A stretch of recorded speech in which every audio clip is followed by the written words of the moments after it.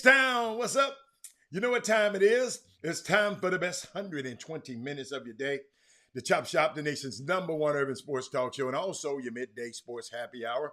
Yours truly, Robert Hatt, alongside Jim Hicks, coming to you live from Houston, Texas, but we broadcasting all over the world via Facebook Live and YouTube Live. And it is my favorite day of the week. It's Wednesday, Women Rock Wednesday. And I see you women in the building today. And I want to shout out to y'all. This the women's. Oh, look, I see them. I just want to shout out to them on Wednesdays, fellas. I don't recognize you as a starting five, fellas, but you always a starting five. But on Wednesday, I got to celebrate the ladies. So guess what I'm gonna do first? Let me recognize the first 5 women who sign up to the Facebook feed and the YouTube feed, to the Chop Shop feed. Mindy Collins. Who else we got? Sonya Billingsley. Who else we got? Jessica Brooks, D. White. That's it. That's 1, 2, 3, 4. We ain't got enough yet. That's all right. We're gonna wait on them. You know, putting their makeup on. They put their makeup on. It's all good. I'm waiting. Cause I got some interesting stuff. To talk to y'all. What y'all got out there? What's up, Mark? What y'all got out there that's going on? That y'all got the topics. I just want to see your topics and see that we got the same. You know, I got some stuff, but y'all know I got some stuff. Y'all, I got so much stuff that we need to talk about. Oh my God, I just haven't talked about, but it's just this week has been, but I got them in my notes. It's some stuff we got to sit down around the campfire and talk about. What's up, everybody? Hey, okay, my girl. That's Kelly and Crystal in the building today. Glad y'all here. Stay here. Don't go nowhere. Those are so more women are here. So I don't know. Kyrie went off. Yes. Corey Willis, Kyrie went off. What? You want to talk about that? Kyrie went off. Okay. You want to talk about that? Is that supposed to go off? Corey, he's supposed to go off. I mean, he ain't never played. He ain't played a half a damn season. Corey, he's supposed to go off. Kyrie went off. Supposed to. Somebody else. Crystal. Dale Griggs. Happy Women Rock Wednesday to all my girls. Oh my God. There go Dale Griggs in the building. Pat Bailey beat his former team. And they celebrated like they won the championship. Okay. I don't want to talk about that. But since y'all want to talk about it, we'll talk about it. What you got to say about it? Throw it out there. What you got to say about it? Let me some women. Man, I don't want to hear you. Your men don't know what y'all be talking about. What else going on? Gina. What's up, Gina? Happy Women Rock Wednesday. I mean, I'm just... Yeah, y'all got something better than that. Patrick Beverly. Yeah, talking a lot of stuff. He did good. What's up, Reginald Simpson? Patrick Beverly did good, y'all. He did good. They won. But he said, take y'all butt back home. Take they behind back home. But they still got another game to play. They still can get in the playoffs. All they got to do is beat the other team that's in the playoff. Cat was horrible. Okay. You want to talk about that? Okay. Cat was horrible. I'll leave that stuff to Jimmy to talk about. Let me see. What else y'all want to talk about? Let me look. Before I get on to something. Let me see. All right. National Signing Day. Is that today? Awesome. Jim, y'all signing today, right? Sonya, I got your message. And Sonya, I don't mind talking about the Grambling thing. I really don't mind. I just don't know enough about it. Give me a quick break. Y'all. I'm coming right back. Sonya, I'm gonna address that. Share the show right quick. Let me give y'all something right quick. Welcome to All Ticket Attractions, your #1 source for tickets nationwide. Here's a list in the Houston area of upcoming events. These artists do tour nationwide, so if you need a ticket in another city, let us know. To contact us, you can call or text 832-371 3337. Instagram, All Ticket Attractions. Facebook, type in facebook.com/All Ticket Attractions. We want to say thank you to all Chop Shop members for supporting us. Now back to the Chop Shop with Hatter and Hicks, your midday sports happy hour. Welcome to All Ticket Attractions. I'm back. Let me give you some 1818 charcuterie if you want charcuterie.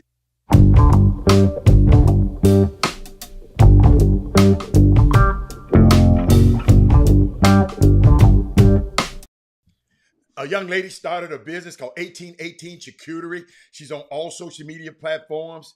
Go support her. I'm gonna put this on let me see, on the bottom of the screen. I think I got it somewhere. There's her information on the bottom of the screen. Y'all be able to see it. Write that number down. I'll put that. Let me see. Contact her at her number. Everyone has to realize that athletic scholarships are yearly. Oh, Dad, that's a good one. Dad, I think we've been saying that for 5 years on this show. And we're going to keep continuing to say this. Everyone has to 5 years, 6 years on this show.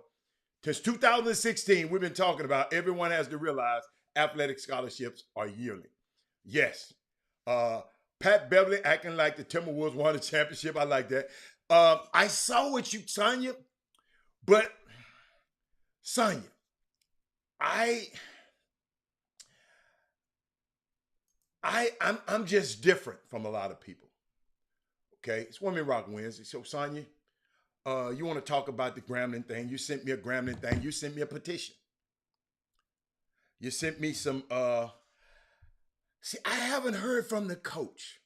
I haven't heard from the AD. I am not gonna go off with a lot. Y'all can comment on it. I'm not in a position where see, y'all can say it, Sonya. I heard so much, you got receipts and all that. I know, but I can't until because I learned a long time ago, it's 3 sides to every story. The girls' side at the Grambling volleyball team, the coach's side of the Grambling volleyball team, and it's the truth. It's in the middle. When people send me links, and I don't know who writing the links. I'm just trying to explain y'all when I have to go and get several sources. I'm getting links about petitions. Anybody can sign a petition. It's a whole story behind all this. It saddens me for the girls, in which 8 of them would be seniors. She did. One, which is my little cousin, I understand. Please read the comments in the petition. I understand that. Then the coach, they going to talk negative about the coach. I mean, I saw that. The old coach was let go because she stood behind one of the players that had a sexual harassment case against the trainer. Okay. Then they hired a new coach who did see what you should have been doing, Sonya, what anybody should be doing. If you think you were wrong, you should have been on the phone with Cox Pradia Law Firm immediately. You should have told your niece, hey, just call Cox Pradia Law Firm and see what are your legal grounds. Then they hired a new coach. I got all that stuff. They hired a new coach. I'm just helping people. It's Women Rock Wednesday because, man, I got to sneeze. Let me turn this off. Y'all didn't hear that, did you? Whew. But then they hired a new coach who then, because of something that happened between her old team and Pine Bluff at Grambling's team, felt some kind of way, and then they did all of this is conjecture. All of this is innuendo. All of this is somebody saying something.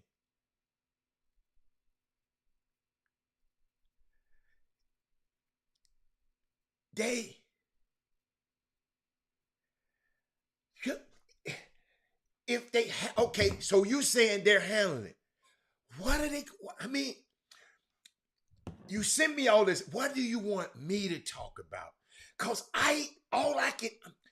this is some messy ass SHIT to me, Sonya.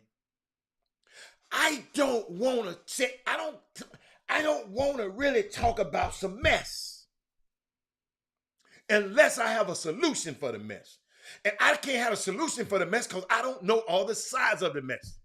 If I just listen to one side of the mess and come talk about this on the show, I ain't gonna do nobody no good. Somebody help me. Just me and Sonya be, are y'all, the Grambling situation. New coach come in case you don't know, Google it. New volleyball coach come in, and then she just got rid of the whole team. It's crazy to me. But I ain't talked to the lady. Because my first thing, baby, what? You didn't want none of them? I just don't understand what we want. I don't know our recourse. I ain't never dealt with nobody got put out of school. I ain't never dealt with nothing like this. It's new to me. I'm not a guy gonna tell you, I'm gonna go find, I'm gonna figure it out. But I don't know. I've been praying for those girls and that lady from day one. I've been praying. Something is going on that we're not going to read about in these links. Something is going on that we ain't privy to. Something is. I heard some other administrators from other HBCUs. What's up, Daryl Barnes? Talking about this lady, sending me information about the lady. Talking about she smoked weed. Half of y'all on here doesn't smoke weed. So don't be come telling me about somebody smoking weed. It's illegal in most states. Oh, don't tell me about no mess like that. See, I don't know. I promise you, Sonya, I wish that that's a delicate situation for me. I want to shout out, instead of talking about that, I want to shout out to this young lady from an HBCU that did something positive. That's some messy ass mess. That, Sonya, I just don't have enough information to talk about it on this show. I just don't know. I wish, how I like to be. I want to know them. I want to know the answers. I'm going to find out. But guess what? There's some positive things happening in the HBCU. No player from a historically black college or university has ever been drafted into the WNBA since 2022. On Monday, that finally changed. Jackson State Amisha Williams-Holliday was selected by the Indiana Fever, becoming the first black HBCU player drafted in 19 years of the WNBA. I want to shout that out. With the 25th pick of the WNBA draft, the Indiana Fever have selected. You got to understand, us and our people, we got a unique relationship with each other. What I really want to understand, and I hope everybody listening to me, Barnes, what would make a woman come to get hired by a school, walk into the school, her first act is to get rid of every girl on the volleyball team? Is she crazy? Is she what? What would make, see, I'm trying to think, what would make me, what would make Daryl Barnes, what would make Jameson Morrow I get a job and I come and fire everybody. I come fire everybody in the job on the job. How the hell I'm gonna get some work done? I'm fine. I ain't gonna have no practice that week. Something about this, man. Sonya, I think it need to be kept in the house until we find out everything about it. This is not something for the social struggle, the social structure to hear. This is a governance structure problem, and we need to solve that problem. Sonya, Sonya, I'm not going. I'm gonna just let you comment. I don't want to hear about they had a fight with Grambling.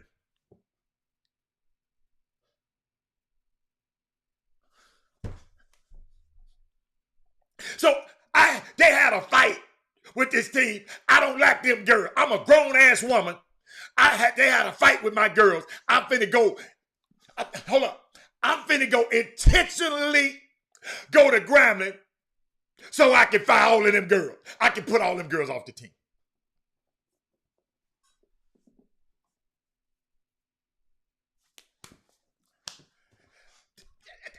Did somebody hear this? Hold on. I'm going to repeat this one more time, and I'm going to leave it right here. I'm playing. I'm Coach Johnny Jones. I play against Arkansas Pine Bluff. I go there, and we have a fight on the field. I go there and have a fight on the field, Karen. Y'all listen to me. I'm talking about listen to the logic. They fight. The boys fighting. So Karen Roach, I go. I'm not staying at the same school. I'm finna go over to the school that I was fighting with. I'm leaving TSU. I'm Johnny Jones. I'm finna go to Arkansas Pine Bluff. And the first thing I get on the campus and do, fire every dude on the team.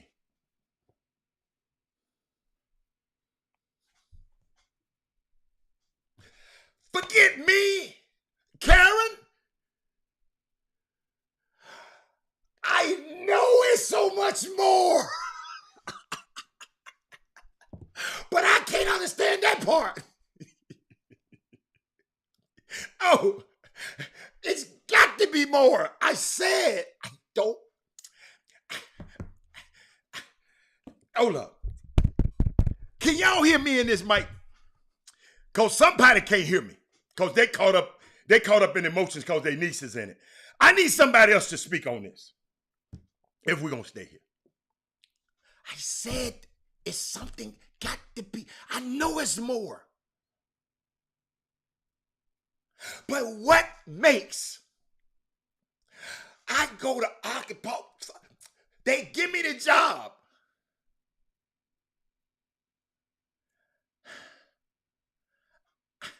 They give me the job. I'm going to Arkansas Pine Bluff. I get off the plane. I run up in there. Hold up. I run up in there.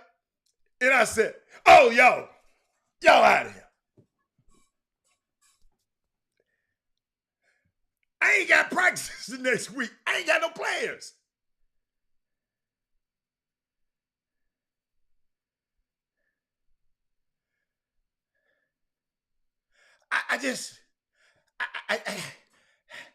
That's why y'all, this subject, I got to wait. I'm going to come back. I promise you.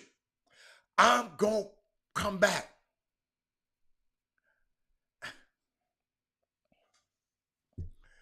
I'm finna move on. Shout out to Amisha Holiday Williams. See why y'all, see how I let y'all bring up topics?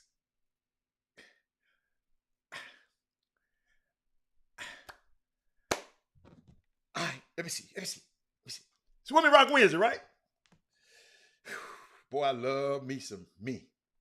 I'm like T.O. I love me some me. Hold up, I got something else for y'all. Hey, to all your summer teams out there, okay? Oh, thank you. Hey, please tell all your friends, your summer teams, all these people. Last 2 days, we come on and Jimmy talked about his tournament and the teams that were in his tournament, okay? We didn't get a chance to talk about other teams. We talked briefly about the teams, but listen to me, and y'all tell them this. Y'all tell them everything else. If you want, Robert Hatter is not involved in tournaments. Robert Hatter is not involved with RCS Sports.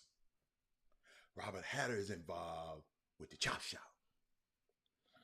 If you want Fort Bend Ballers, if I want to talk about, if you want to talk about the Houston, I don't go to y'all tournaments. If certain people had informed me about what certain kids do, they give me information and I'll talk about it. I will talk about no matter what tournament you went to. ChopShopHTX@gmail.com. I'm talking to y'all.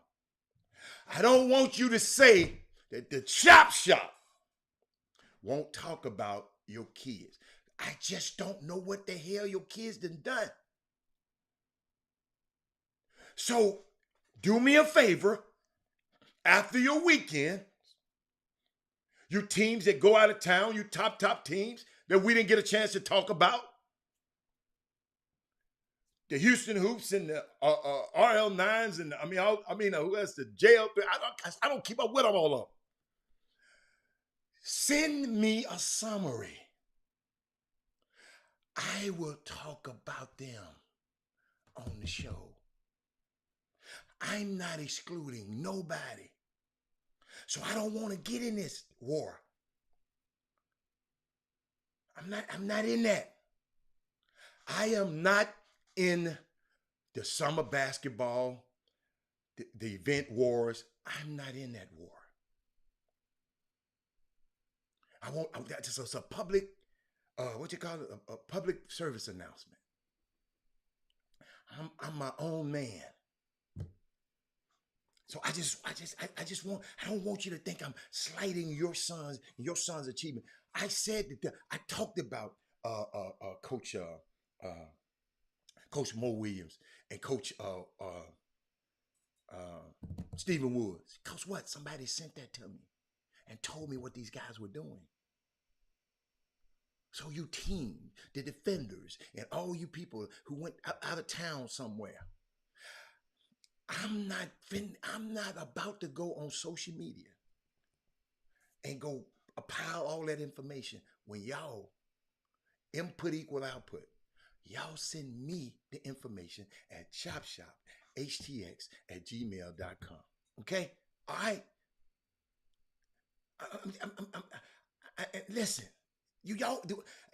If somebody understand what I'm talking about, listen, I want to talk about all the kids. If you went out there, if you're from Houston and you did something, even if you're from Dallas, this ain't no Houston show. If you from Dallas, I know some people like Odyssey think it's a Houston show. It's a Houston show to him.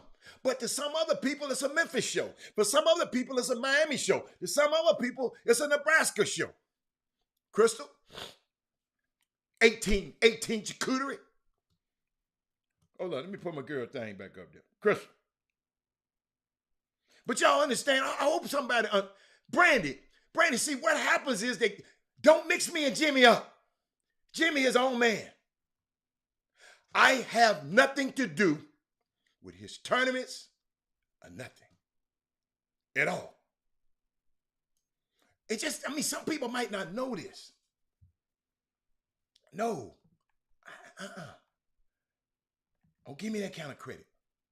It's a guy. I'm gonna show you how it is. It's a dude think I got Daryl Anderson. It's a dude told a dude, man, the reason some of these guys didn't play on this team is because of, I think Hatter has something to do with it.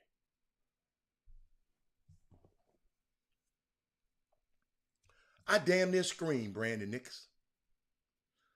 I don't care what nobody play on nobody's team. If you know anything about me, Karen wrote, somebody said that, man. Man, I'll call you off air and I'll let you know where I went. I didn't even call him back. I'm a cop. I could have Will Smithed it and said, keep my name out your mouth. But guess what?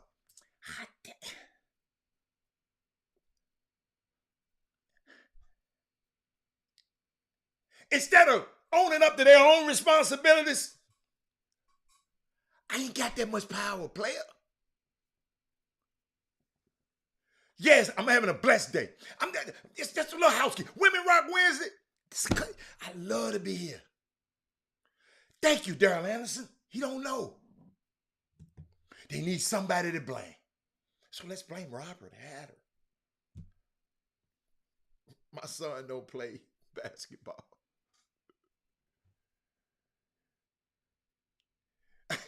I mean, yo, this is why I try to do everything I can to help people in this community. Because I got a glass of clear water here. And I'm hoping people start drinking this clear water. Because these people been giving y'all this dirty ass water to drink. And that's all you think you have, so you're going to drink it. You're going to drink it if that's all you got. But for the last 6 years, I tried to clear the water up.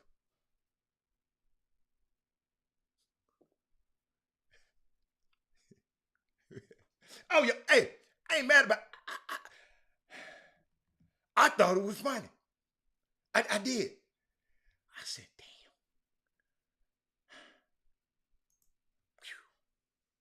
Robert Hatter got that, boy.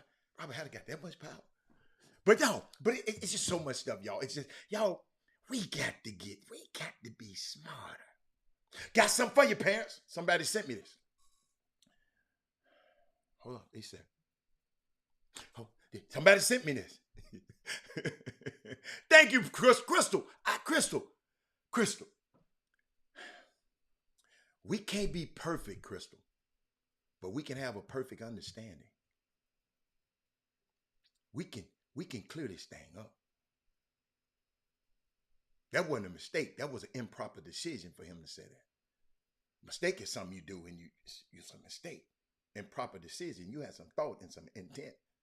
It's a difference. I'll give you that lesson another day. But somebody sent me this. They said, check this out now.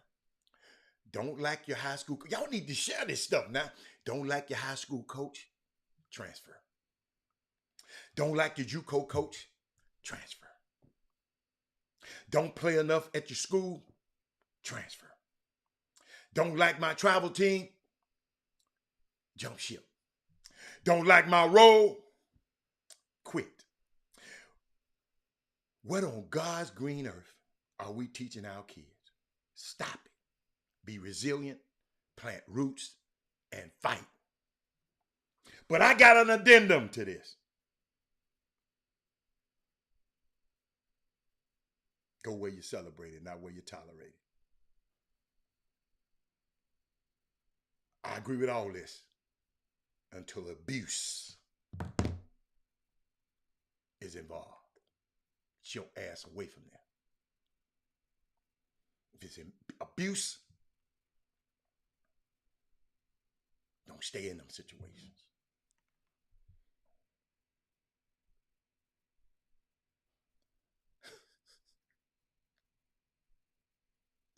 Boy, I got so much I want to share with y'all, man. It's about this basketball. I got so much stuff, y'all.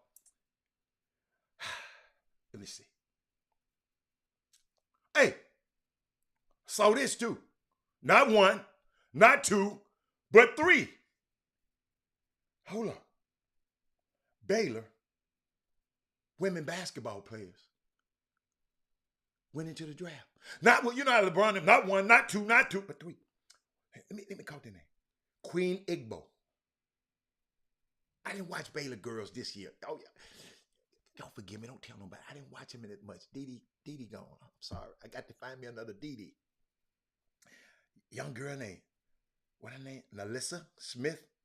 She was the number 2 pick. Oh my God, she must be a monster. Jordan Lewis,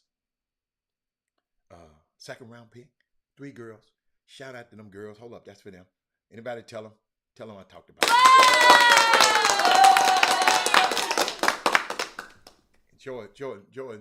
Jordan Lewis is friends of LJ Cryer, so she like my niece. So shout out to her. Let's watch her a lot. So I'm just trying to see where I want to go with y'all.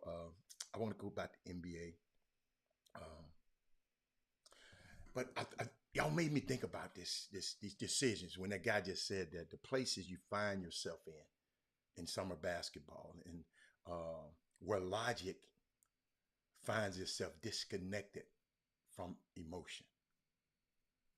See, I love Sonya, but Sonya, she admitted she emotionally involved. Sometimes logic finds itself disconnected from emotion. Sometimes we play, ladies and gentlemen, it's Women Rock Wednesday. We play Russian roulette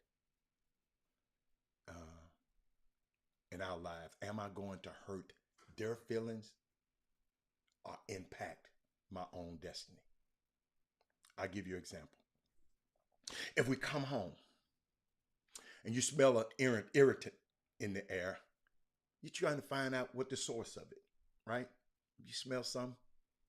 I promise you, boy, I thought about this when I used to, being by yourself sometimes, you go out of town and you come back. I'd be going out of town for months. Come back, like the way it's gonna smell. Then I go in it, then go in the refrigerator. It's the milk. And the fridge is gone sour. When you discover that the milk in the fridge is gone sour, ladies and gentlemen, do you debate or wrestle? Or do you just throw it out? Or do you say, I paid $2.79 for this milk. This milk was good for me. It was I put it on a lot of bowls of cereal. Or you throw it away. See, ladies and gentlemen, in the summer basketball community, in life, milk has the advantage that most of us never get. The advantage that the milk has is that it comes with a visible expiration date. Sometimes some of these teams y'all on, sometimes some of these people y'all around, y'all don't see the visible expiration date. So when some people leave a team or leave, like them people left my team, it probably had the expiration date wasn't visible. If it was visible, I would have known they was going to leave. You follow me? You know that milk is only good till a certain time. When it's no longer good, what you do? You throw it out. I want you to know why it is so easy for us to pour out the milk and so difficult for us to walk away from bad relationships. I'm talking about all kinds of relationships. I'm talking about jobs that no longer sustain you.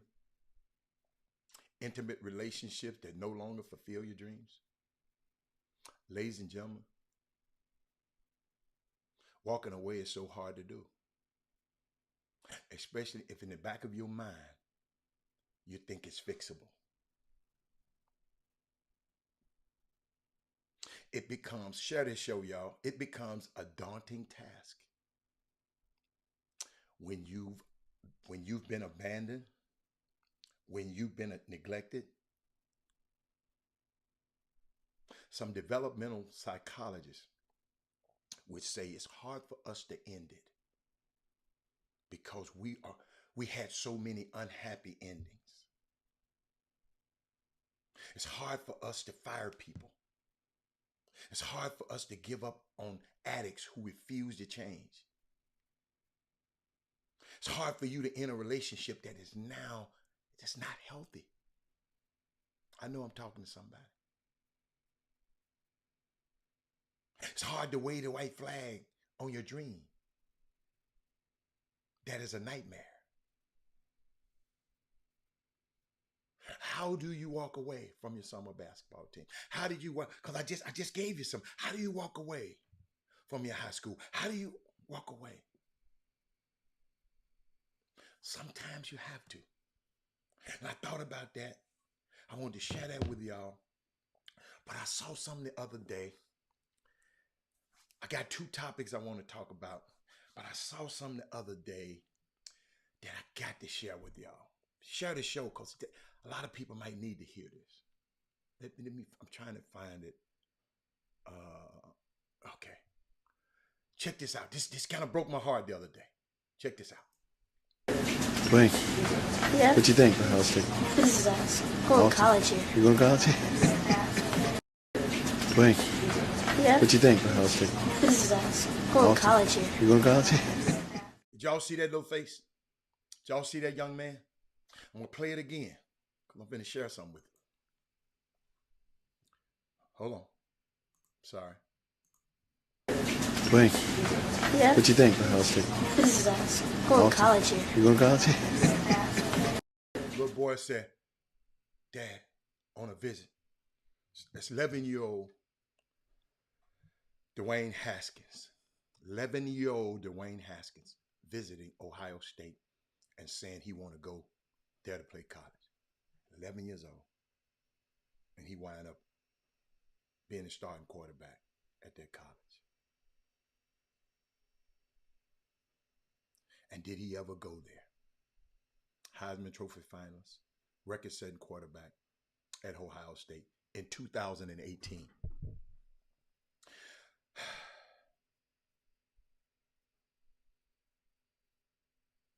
A lot of you come to know him as the first-round pick of the Washington football team. Now the Commanders. Jason want me to play it again. Here I go, Jason. Wayne, Yeah? what you think, Ohio State? This is us. Going to college here. You going to college? Wayne, He was there for a camp. 11 years old. A lot of you come to know him as the first-round draft pick of the Washington football team. Now the Commanders. A little boy. He was working out with his Steelers teammates. Mitchell Trubisky had brought together some of the Steelers. They were down in South Florida when Dwayne Haskins was tragically struck and killed by a dump truck on a South Florida highway early Saturday morning and pronounced dead on the scene. 24 years old. I know this kid. I know his wife. His wife. I'll tell you. That's why I took 3 days. I took 3 days to talk about this. Where's son yet? I'm very emotional about this one. Share the show. Women Rock Wednesday. All women need to share this right now. If you're on YouTube, hold up. Let me go to YouTube right now. I'm about to go to YouTube. I'm about to share something with y'all, man. I'm about to share something with y'all that's so real. I'm serious. It's I'm going to YouTube. I'm going to push Twitter, and I'm going to say, okay, I tweeted it. Okay, I tweeted it. Let me get back to this. 24 years old, a baby. He was a baby in that video, and when he left this life and transitioned to the next, he still was a baby. 24 years old. My heart, my thoughts, my prayers go out to the Haskins family, his loved ones, his friends, his teammates, his coaches, all the people that this young man touched in such a short time. Jason Peters, Crystal Wicks. And that's the thing that's been with me since Saturday morning, Brandon. The dash I'm talking about. If y'all been on this show for a long time, I always talk about maximizing your dash. That dash is that name, that thing in the middle. Jason Peters was born here. And dash, Jason Peters, whenever he transitioned here, what did you do in that dash? Did you maximize your dash? I talked about this in 2020 when Kobe died. How that young man maximized that life, that small life he had, and all he did. And I told us, let's maximize the time that we have. That's what I would tell those young girls at Grambling. Let's maximize the time you got on this earth. If you were wrong, let's go find out you was wrong, and let's just make history and show you can't do me like this. But you better come, and you better come correct.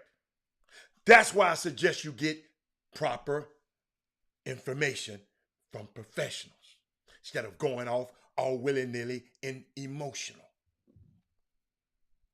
I'm going to tie it all in, Sonya. I'm going to tie it all in. What did you do in that dash? He certainly made the most of his dash. When it comes to, think about this. When it comes to, who said it? Maya Angelou said this. She said, people don't remember what you did for them, but they remember how you made them feel. This young man, Shatter Show, he made a lot of people feel good, man. Just being around him, his presence. Y'all know there's some people y'all don't even want to be around. This young man, oh my God, he lights up the room. He leaves quite a legacy to me. You know, it was a whole lot of stuff this weekend what Adam Schefter said and Gil Brandt said. Y'all can go read that on your own. I'm not putting that up on the screen. Them some clowns. He leaves quite a legacy, y'all. He leaves behind a wife, Calabria, who recently lost her father. Calabria Gondrzak, Grant Gondrzak's daughter. His daughter, Kaiser, dates this boy, Kevin Porter Jr.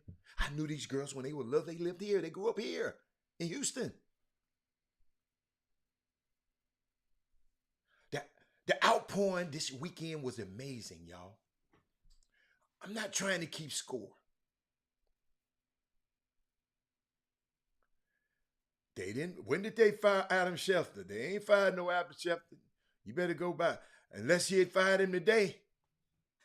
He apologized. I don't remember him firing him. Karen Roach, you better go. Karen Roach, you got to vet that information right there. And I'm trying to keep score, but you see people pass away far too soon. But not just the number of people that talked about it, but the sentiment that this guy was a wonderful young man, a great person. People were proud to call him a friend. People were proud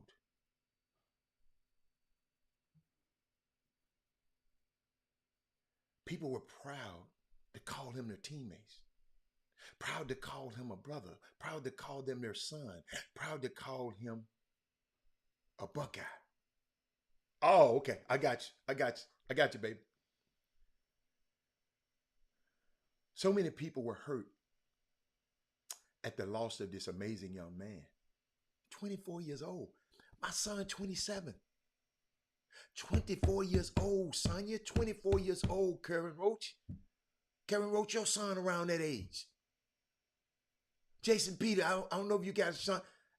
24 years old. We can only hope that we can leave a legacy, and having left the type of legacy and the type of impact that Dwayne Haskins did with his short time on this planet.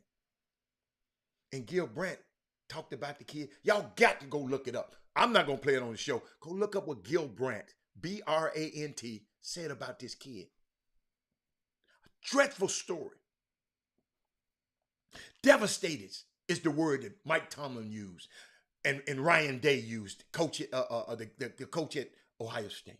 A young man that was a few weeks from his 25th birthday, who had just been hanging out with his friends, to be gone.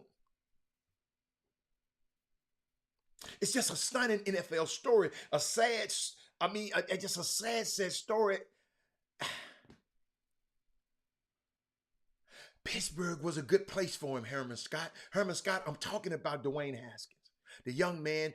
Nobody mentioned this all week in the comments. I don't remember nobody. I remember somebody making a little short comment. A lot of people didn't even mention it. We had a great man cut down in the prime of his career, and we don't even talk about it. We so desensitized to it. He just another dead one. Sometimes in these situations, what the family and the friends want to hear is just thoughts and prayers are with you. I'm giving y'all some help. We're thinking about you. We feel this loss. Thank you, Mindy. But Mindy, I ain't talking about one person. I'm talking about a lot of, I didn't see a big outcry of it, Mindy. I remember one. I remember one.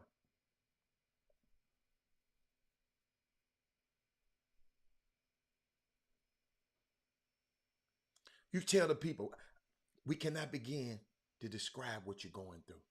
I'm just giving you some help. When we talk about people, when we're consoling people, sometimes that's all you got to say. Adam Schefter, Gil Brandt, news reporters. In these cases, sometimes people just go a little too far and just say too much. Way too much oxygen was given to the stuff Adam Schefter and Gil Brandt said this one. I mean, they talked about it. If y'all didn't see it, oh my, where have y'all been? And that became the main story, and it should not have. There's a larger takeaway about the humanization and the dehumanization of athletes. Your son's playing basketball. Cam played at St. Thomas. A lot of y'all kids play athletics. This story is for you. That's why you need to be sharing the show. I'm going somewhere with this. Them young girls were athletes. That Sonia's niece, volleyball team, that's athlete. She said they're athletes.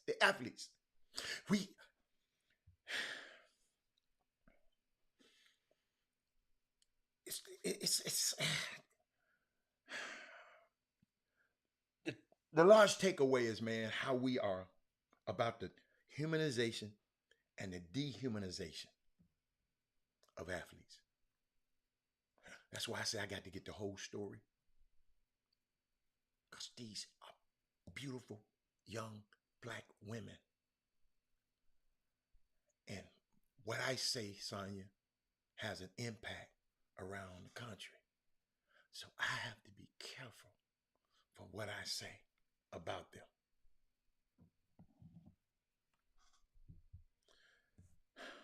That's worth talking about. The dehumanization of these athletes. From this standpoint. Y'all ever heard the phrase, more than an athlete? Those young women at Grambling are more than athletes to me. Whoever the coach is, I don't even know the coach's name. I forgot her name. She's so unimportant. I don't even know. I ain't saying she's unimportant. I just don't even know her name. I'm looking at the incident. It's usually assigned more than an athlete to the athlete who have achieved a level of professional success.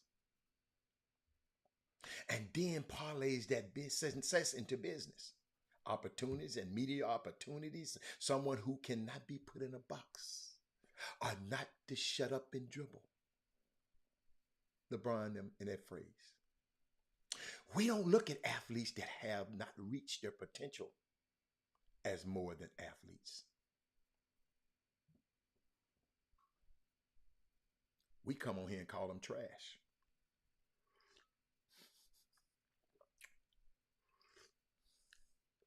Excuse me. What I'm trying to say is, even though Dwayne Haskins was not the franchise athlete the Washington football team drafted him to be, even though he was a backup for the Pittsburgh Steelers, it doesn't mean he didn't have any significant, successful stay. He didn't have a successful stay in the NFL. He did the most with his 24 years. Ain't none of us never been in the NFL on this feed. He did something ain't now one of us ever did. But we call him trash. He was more than simply an athlete, simply a starting. He was just simply trying to figure out life. How many of us knew what we were doing at 24 years old? Come on, D. Holcomb. I'm glad you're here. That's why we need to share this show. This is a show for us. Women Rock Wizard, I saved my best for them. How many of us, ain't somebody hit me a bell and say something? Well, I hit the damn bell myself. How many of us knew what we were doing at 24 years old? I'm going to have to start coming myself. Because I ain't no... This kid touched his teammates. The impact he had on the Steelers organization. Did you see what J.J. Gerald still trying to figure it out? Thank you, Gerald.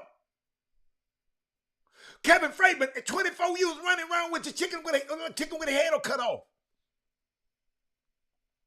T.J. Watt, J.J. brother, Mike Tomlin, Chase Claypool, and Ben Roethlisberger. They just devastated.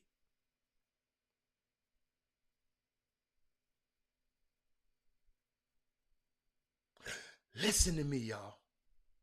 And I know we got a sports talk show. And I'll be guilty of this sometimes myself. That's why I'm talking to y'all. I'm not throwing no rocks. Shit, I hit myself upside the head with the rock. Now I can talk to y'all about what I hit myself upside the head about. These people should not be limited to their yards or their touchdown passes. This dude was somebody to a lot of people. Y'all, I called around the country. Carl Anthony Towns, that was one of his dudes, grew up with the DMV area.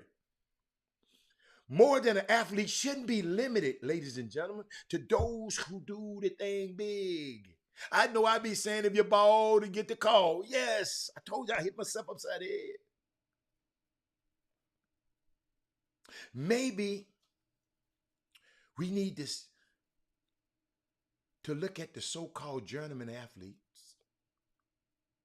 as more than an athlete. Just maybe. And not just simply define them by their success or failures between the lines.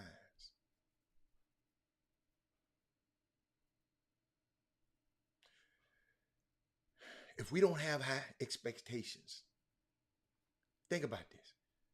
If it was a third round pick that did make it great on the team, you're not saying nothing about him. He's not supposed to make it. Jason Peters. Y'all, everything I'm telling y'all translate into summer basketball. Girls or boys. Everything. But if we were a first round pick quarterback and it didn't work out, and we do it all, we do that in all sports, the draft is about to come up soon. And if the can't miss prospects don't make it, let's not go too far because we do it all the time. It's just a natural thing that sports fans do. But let us be conscious of it. How do we define success in life? How do you define success, Jason? How do you define? I'm finna call everybody. How do you define Herman Scott Share the Show? Send it to your Twitter feed if you got Twitter. I see you on YouTube. I'm going up and down. Kevin Freitman, how do you define success? D. Holcomb, how do you find success? Karen Roach, Mindy Collins, how do you define success? I'm talking to everybody. Sonia, how do you define success? Crystal, how do you define success? We define success oftentimes monetarily. We define it through our prism of accolades. We define it through our prism of your house, of your car, how many people you know, and what's your following count, your followers count. That's how you define success. Michael Jordan, what's up, baby? We define it through prestige. We define it through, some people say, I got my health. What can I ask for? Because guess what? All that success without your health. Paul Allen was one of the richest men in the world, got sick, owned the Portland Trail Blazers and the Seattle Seahawks. He passed away. Now his daughter up there trying to run the company, she ain't running too good.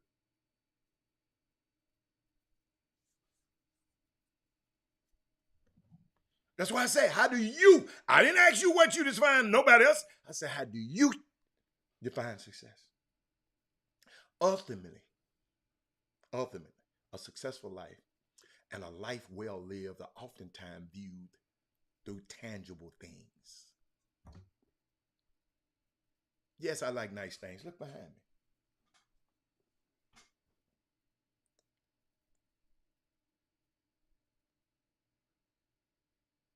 Dwayne Haskins, ladies and gentlemen, was a first-round draft pick in the NFL.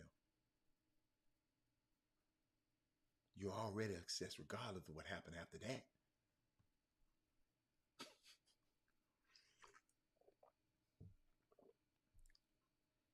You understand me? There's a small fraction of people that can get to there, can get to be that. Small fraction. I told y'all the story. I went to the NFL Hall of Fame in August. And I walk in that room. And I knew it, but I just didn't know the numbers. King Sticks. I walked in that room. I saw the bus around the wall. Herman Scott. It ain't but 356 of them. Might be a few more now. Not many. But when I was there, 356. In the history of the NFL. Man came over to me and said, Rob, it ain't but 356 of these guys. You represented 3 of them. In history, Herman Scott, Lando Pace, Ty Law, Charles Woodson.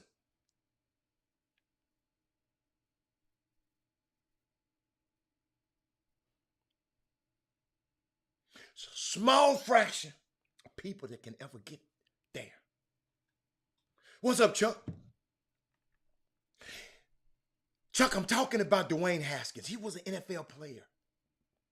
The dude had people who loved him. Add this up for me. He was an NFL player. He had people who loved him. When listen to me, y'all, I told you, I called around. He had people who loved him. Today, he has people who mourn him. Nothing else matters in life. There are people who have a lot of money and a lot of awards. I'm around them, a lot of them, and a lot of fame.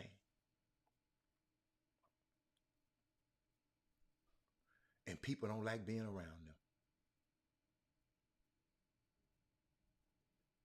They don't make people smile. Because people remember how they were treated.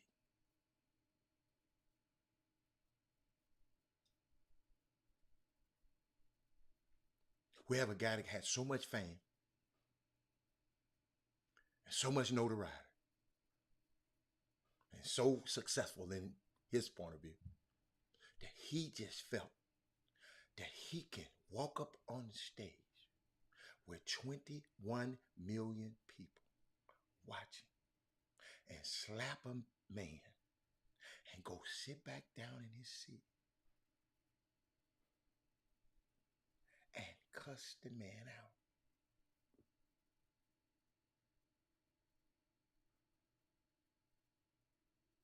From a football standpoint,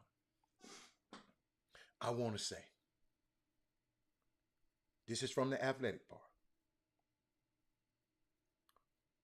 What is not up for debate.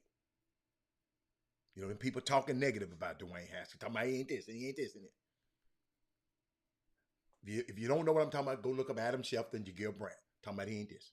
But what is not for debate is the impact Haskins had at Ohio State and the legacy he left behind in Columbus, Ohio. And I'm gonna tell you why I know so much about it. One of my good friends, he from Columbus. Charles Woodson is from Fremont, Ohio. They got mad at him because he chose Michigan over Ohio State. Orlando Pace graduated and went to Ohio State. Sean Springs, another friend I know, went to Ohio State. I know the impact this kid and the legacy. And you're calling him, and you want to talk about he a bust and he this. He was simply one of the most transformative players in the history of that program. In 2018, his lone season as the Ohio State quarterback, Haskins set 28 program and 7 Big Ten records while throwing for 4,831 yards and 50 touchdowns. His name appears. Hold on. Where did I go too far? His name appears 92 times in the Ohio State record books. He finished third in the Heisman Trophy voting that year and winning Conference Offensive Player and Offense and Quarterback of the Year awards. Following that season, the program had 6 400-yard passing games in its history. The Ohio State had 6 400-yard passing games in its whole history. Haskins was responsible for 5 of them. And accomplished all that. He changed the perceptions of the game's most important position at one of the sport's premier programs.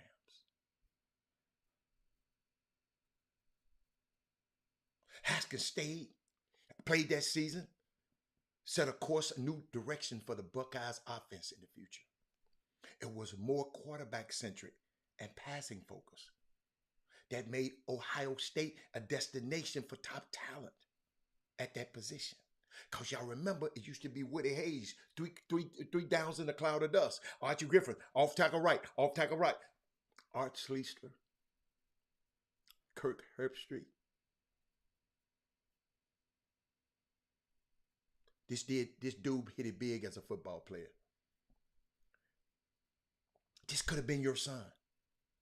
The irony of the conversations that he was going, they've been going on what he didn't do in the NFL. But that dude changed the course of a whole program. He made Ohio State a lot of money when he was there and after he left.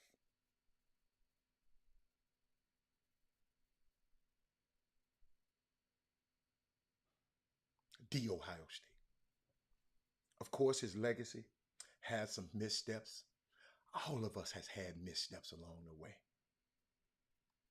I don't know he was, all I know, I didn't know, listen to me, y'all. I did not know he was loved this way. I didn't know this many people love this dude. How many people, the way he touched all of these lives. All the people he touched in such a short period of time on this earth and in that league. I would never, again, reduce a player to what he did or what he didn't do in athletics. Just not built that way. Take a quick break. It's emotional to me. Take a quick break. I'll be right back. Let me see what I want to do. Hold on. I got something for y'all. Hold on. I want to play this one. Hold on. See there? Yeah. Got something for y'all. We'll do that. Watch this.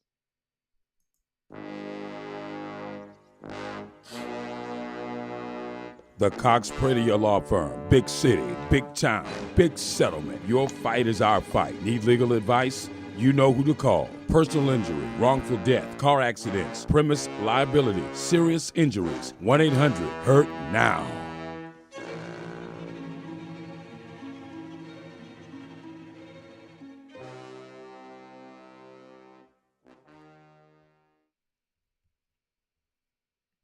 Yeah, I'm back. Got one more I'm going to play again. Welcome to All Ticket Attractions, your number one source for tickets nationwide. Here's a list in the Houston area of upcoming events. These artists do tour nationwide, so if you need a ticket in another city, let us know. To contact us, you can call or text 832-371-3337. Instagram, All Ticket Attractions. Facebook, type in facebook.com/All Ticket Attractions. We want to say thank you to all Chop Shop members for supporting us. Now back to the Chop Shop with Hatter and Hicks, your midday sports happy hour. Welcome back, everybody. Now, what we got? Rod Wells said, I define success on being able to try with 33 years from the police at the age. Let me tell you, Rod Wells, I didn't know you worked at the police department. Were you a police officer, Rod Wells? Man, that's awesome. That's awesome. Thank you, Rod Wells. Let me put that on the screen. Look at my boy. I'm sorry I saw it so late, Rod. Let me see, did anybody else say anything else? So, what do y'all think? What did y'all think about the NBA playoffs last night? I know what Mindy wanted. I know what Mindy gonna want us. I just know it.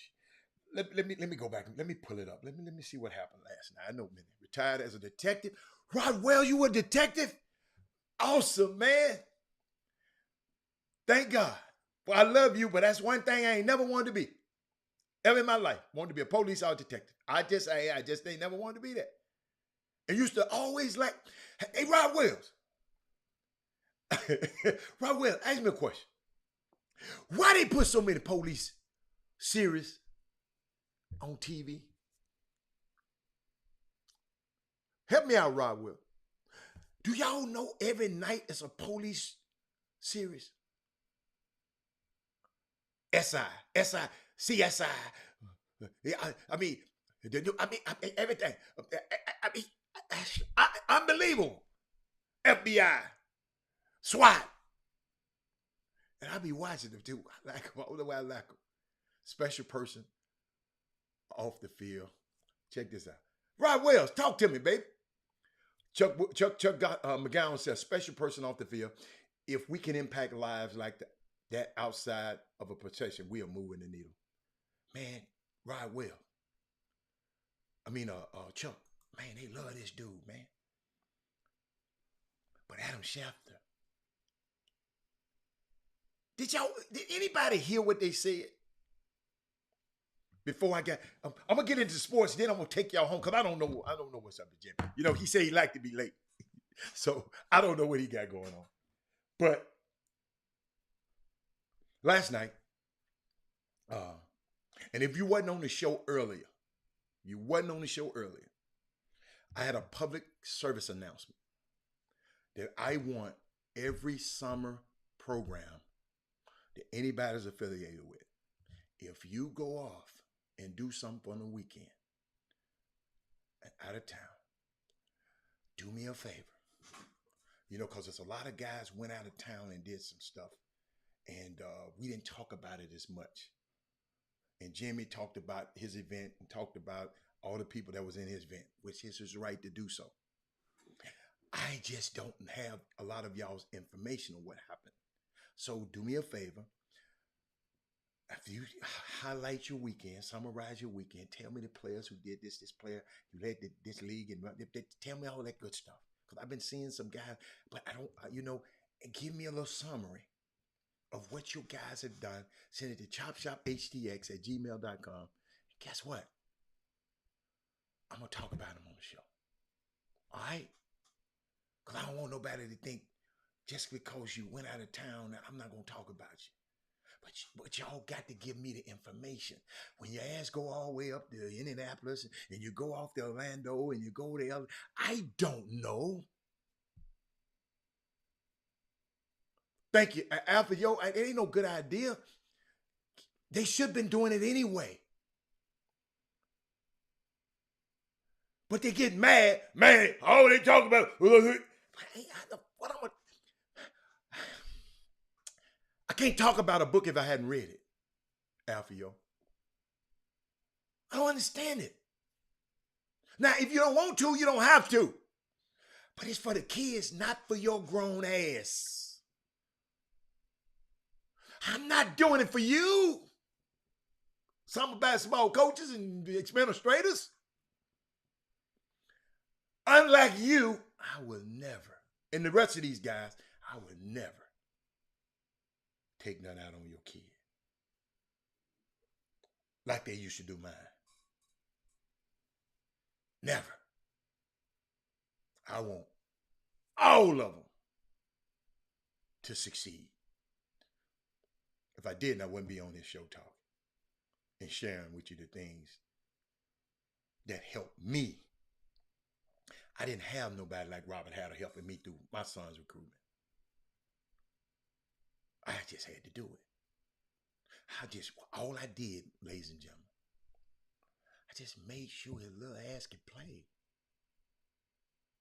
I made sure he was the best dribbler, the best ball handler, the best shooter, the best hustler, and the best defender. You got to do all of them, son.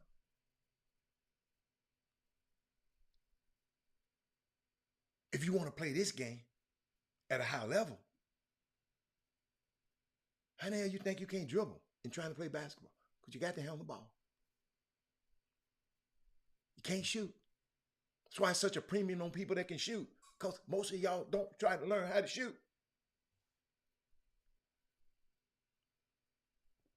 We didn't start out shooting threes. Started out doing the mic and drill. It's boring. Daddy, my neck hurt for looking up all the time.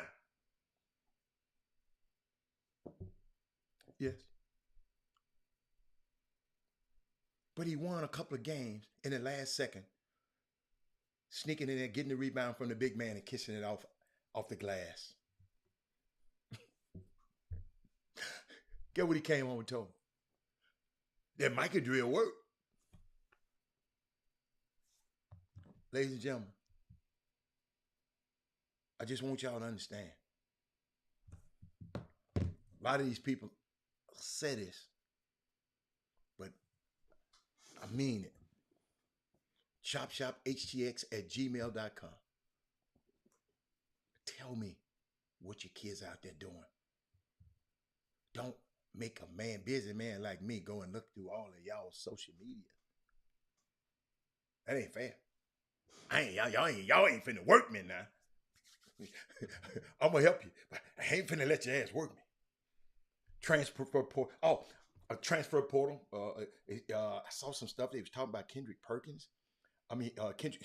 Davis today. I'm sorry. Mark Berman reported that Conference Player of the Year, who is from Houston and played at Sam Houston High School, says he's interested in returning home and play for the Houston Cougars. Davis is a transfer portal, got 1 year eligibility left. Wow. Kendrick said he's heard from more than 30 schools. I know Memphis should love him because he'd be scared. You know, I didn't even know they was looking at it. He said Duke, North Carolina. He said a lot of people reached out to him.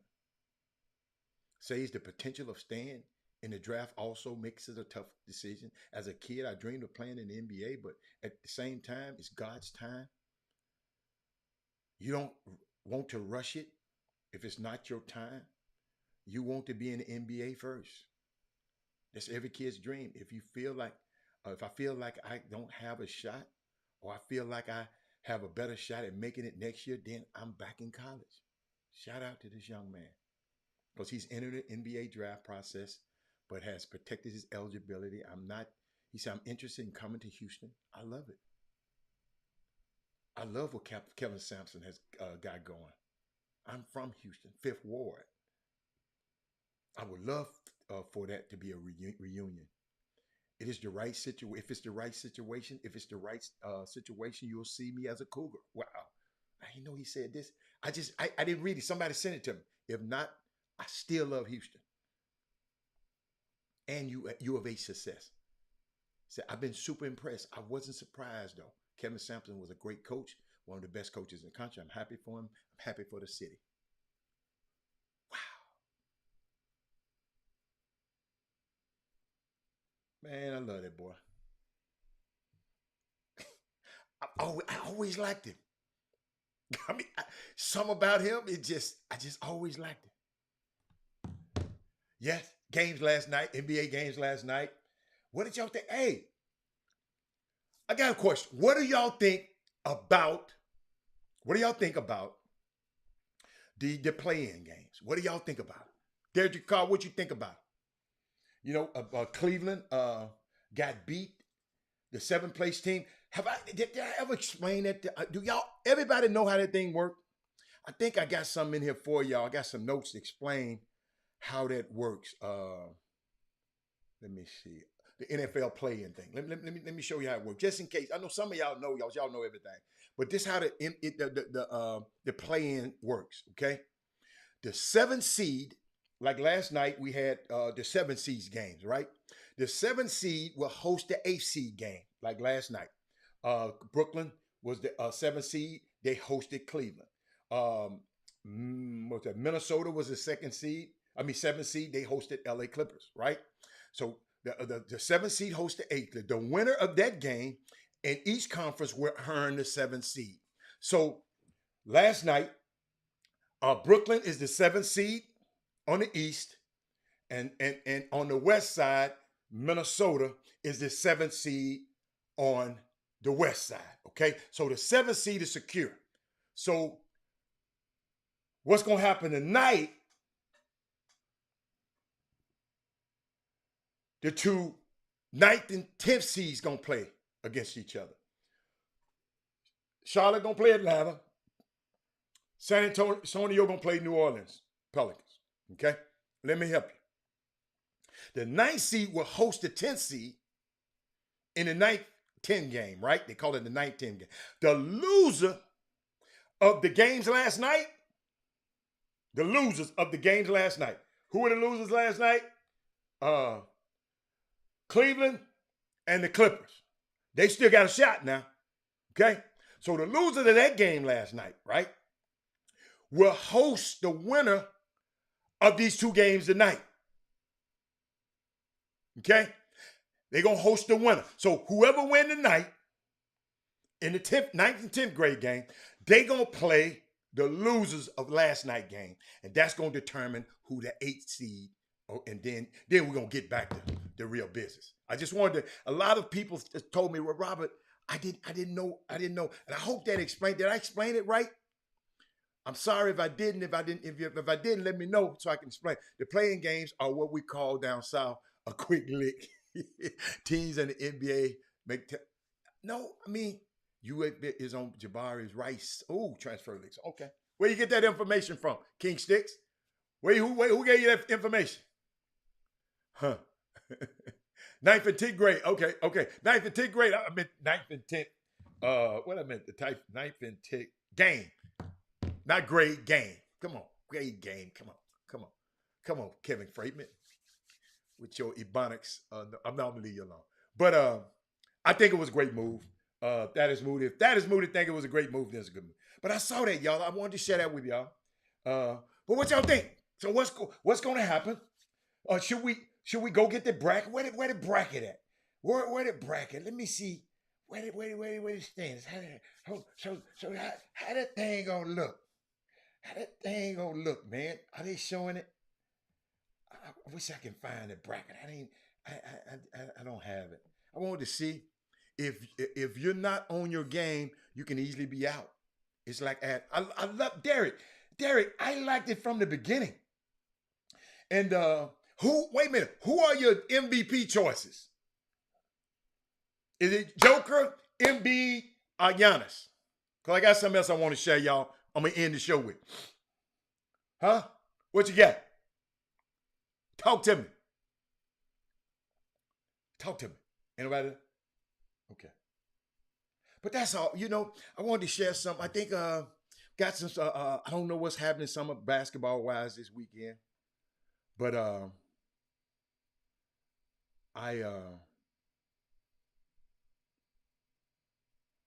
wanted to share something with y'all. Oh, I think I talked about that already. I want to share something with y'all. I saw today, and I'm just trying to see how I'm trying to see how I'm gonna deliver it. Devin Booker, the hell out of here. I gave you 3 choices, man, and this man said Devin Booker. Giannis will get another MVP. He's playing unstoppable level. Okay. That what you think? Landon? Okay. Anybody else? Before I go here. Swimming Rock wins. I got another woman I want to talk about. I want to talk about this powerful woman. I've talked about her before.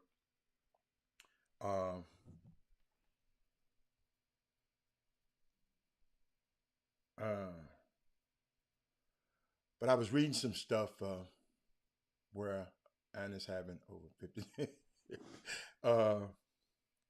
This is why I love this woman. I've talked about her. Like I said, it's Women Rock Wednesday. She's the most feared Black woman in America. She got white conservatives and liberal having nightmares because of the 1619 Project. She also got Chris Wallace, the stuttering and stammering, and making nonsense.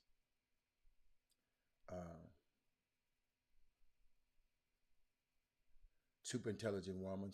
I've talked about Nicole Hannah-Jones on this show several times. I just watched. I'm gonna show you some clips of the patience of her, the brilliance of her, the beauty of her, the intellect, the ridiculous of his arguments. I got to share this with you. But did y'all see, ladies and gentlemen, Swimming Rock wins, Nicole Hannah-Jones and Chris Wallace conversation over the weekend? Did y'all have a chance to see it? I thought this was a moment that encapsulates some of the craziness in our society right now.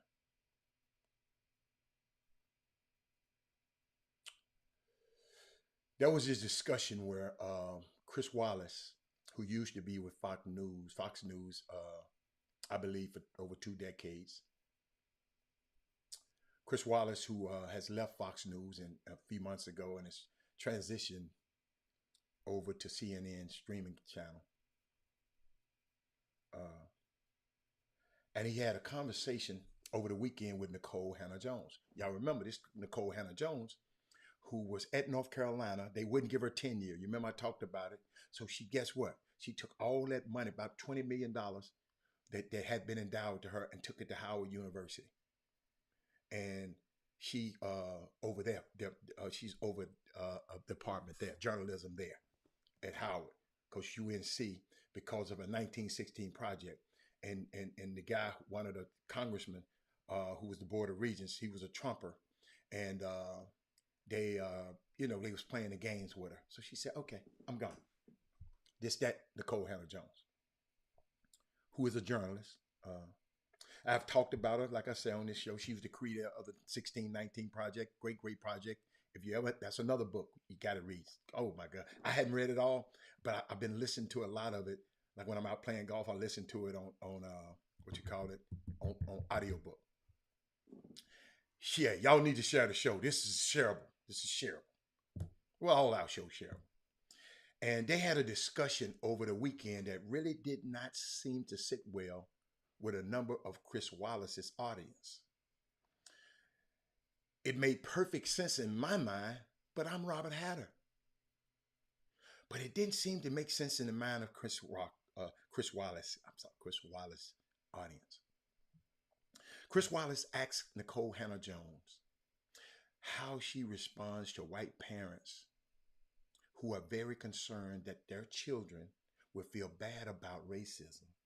Remember, this is one of the main reasons that a lot of white parents have been really resistant to having anything about American history that deals with race, which is like all American history, taught to their children. Because they didn't want their children to feel bad and sad about being white or feel guilty about their unearned privilege. Now we know that it's not actually, we know that's not actually what CRT is. A lot of people coming out of rallies, if you go look at some of this stuff, they say, "I'm just tired of that CRT." The dude asking what it is. I don't know what it is, but I'm just tired of it. This is what we're dealing with, y'all. In case you didn't know, some of y'all are so brilliant. Critical race theory. I've said this on the show before. So when you hear it, I want you to understand this. Rewind this. Okay, it's a legal theory that you learn in law school, not in K through 12. It's never been taught in K through 12. It's a legal theory learned in law school, pioneered by a black man named Derek Bell, the father of critical race theory. Okay? We got that? Okay? It is a legal theory that seeks to understand how it is that even when you create laws against racism, the racism just still seems to persist. That's what critical race theory is. It's an academic theory that is not, I repeat, not taught in K through 12 schools, but has gotten a bad rap because of the intentional reframing of the issue to include everything that makes white parents feel bad about anything their children might be learning about racism. Michael Jordan said he got Michael Jordan.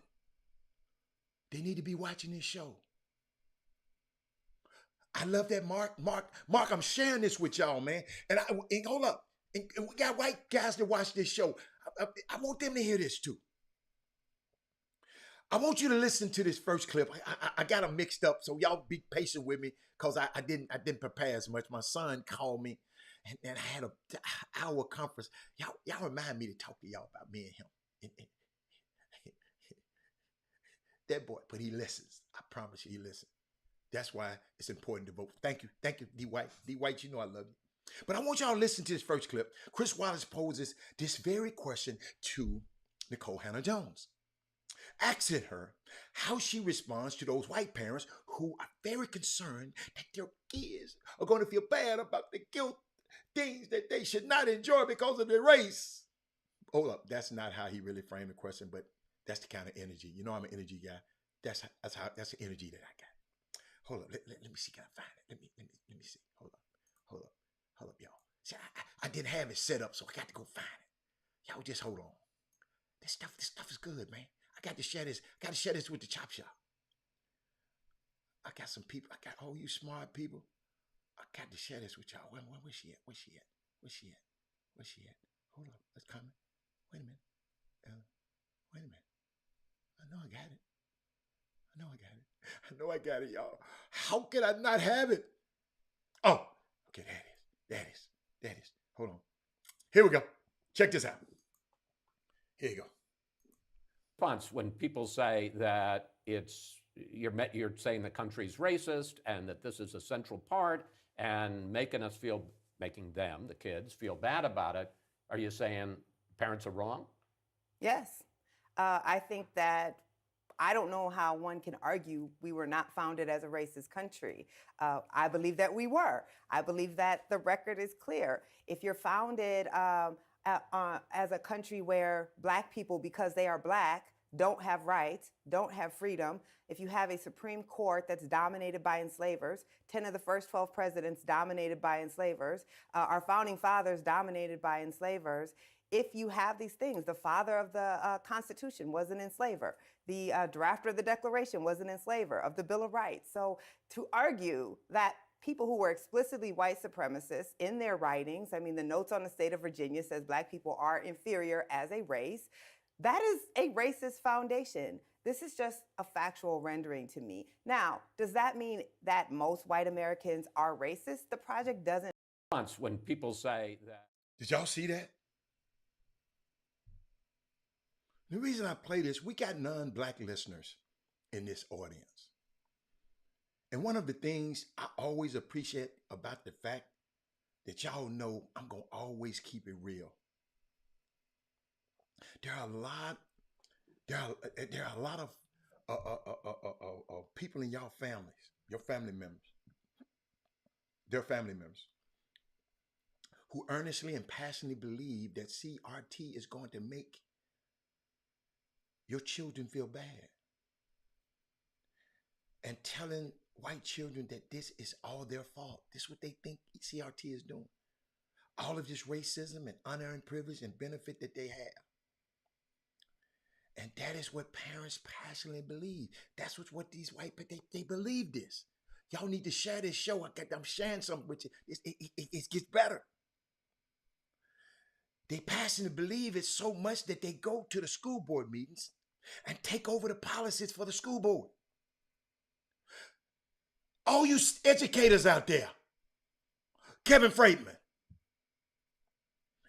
they ensured that the school boards can no longer even have books in the library that are going to challenge that belief.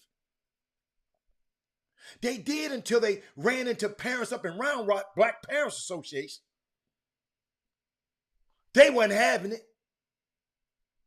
Nicole Hannah-Jones, man, has been able to very simply and very effectively in that moment tell Chris Wallace, it doesn't really matter how strongly and how passionately you feel, Chris. This quote unquote theory is designed to make you feel bad about all of the benefits you have received and that you did not earn because of your skin. She is saying that it doesn't matter if you're passionate about it. It doesn't matter if you got talking points about it. It doesn't matter if you have been funded to organize around that. It doesn't matter if you really got get buses paid for and signs paid for. It doesn't matter if you have a whole lot of wealthy Republican people behind you pushing this theory. You're wrong, man. That's just it, Chris Wallace. You are fundamentally wrong. Perhaps you should rethink your approach to this issue in a way that is going to allow you to align with what's actually happening. And she does this in the next clip where she described for Chris Wallace in a painstaking detail of what the project absolutely does not argue and what it absolutely does. You got a principal up in Dallas area got fired saying he was teaching CRT. Remember, I told y'all CRT is not taught in schools. It's a law curriculum in law school. Your kids ain't in no damn law school. Let me finish. King Stick, I see you still on talking about Texas and Rice and U of H. I got you, but I got something else. Shut the show. Corey, we're going to listen in where she explained why the product does not argue white children should be guilty. But what it does argue is that the real American history should be taught. Let's listen. Yeah, this Women Rock Wednesday. This is Nicole Hannah Jones. I love this woman. I got to go back and go, because it's another whole video. I got to go back in and get it. I told you I didn't set it up. I wasn't prepared today. Jesus, take the wheel. Oh, there we go. I think that's it. Check this out. I agree with that. I'm just not sure that I would say that if it weren't for blacks, there wouldn't be a democracy at all. Well, we know how we got democracy. It was through a decades-long black resistance struggle called the Civil Rights Movement. That is a black rights struggle. So you may not like the framing, but what I can tell you is the Double V for Victory campaign was black people were fighting in an army. They were going overseas. They were dying to liberate other countries and then coming home and being lynched for wearing their uniform. They were coming home and they could not vote. They were coming home and they could see German prisoners of war going into restaurants and being served where they could not be served. I completely agree with all of that. Right, but you want to treat that as a marginal to the American story. But you can't call yourself the greatest democracy and the greatest democratizing force in the country while violently and brutally suppressing democracy at home. And that's what happened for millions of American citizens. Here's where I take some objection. You're talking about, if you say the country, that we were fighting for democracy overseas and we were not living it, walking the walk, talking the talk at home, I completely agree with you. But you specifically say the greatest generation brutally suppressing, many of this generation brutally suppressing democracy for millions of Americans. To me, and I think Tom Brokaw, when he originally wrote the book, The Greatest Generation, was talking about 20-year-olds, 30-year-olds who came out of the farm fields of the Midwest, who came out of ethnic neighborhoods in Brooklyn and South Philly and stormed the beaches of Normandy and fought to defeat the worst regime, I would argue, in world history. And to say that they were 20, 30-year-olds. The country was brutally suppressing blacks, but the greatest generation wasn't. Well, they were. I mean, they weren't. You're telling me that a kid coming off a farm in Indiana or a kid who came from Brooklyn was suppressing Indiana black had people? the largest population of the Klan in the United States. The Klan was I understand, but that wasn't the 20-year-old kid who You don't think risked his 20-year-olds were in the Klan? I agree with that. I'm just not sure that I would say that if it weren't. Y'all see what? That's my woman that rocks today. Do y'all understand? Because I'm finna go there. Do y'all realize that the whole thing is about this woman's book? The reason I'm giving y'all this, and some people have turned off, y'all need to be sharing the show. Your ass need to be listening to this. This is what, listen, y'all, I know what I'm doing. Because a lot of us ain't going to never see that. Because all we do is want to look and watch a damn basketball game. So my job is to make sure you get more. You're more than an athlete. Your kid is more than an athlete. We got some kids. Which one of your kids going to be the next Nicole Hannah Jones?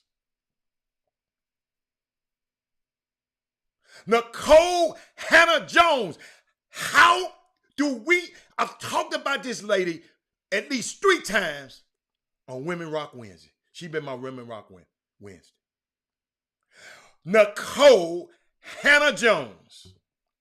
Nicole, if I got to write it in the sky, Nicole Hannah Jones Nicole Hannah-Jones.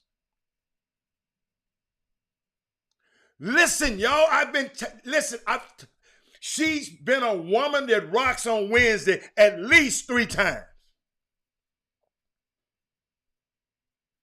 This is listen, y'all, she got a book called the 1619 Project. Jay, that's what all of this stuff is about. Her book. That's walking you through the first slave that got off the boat.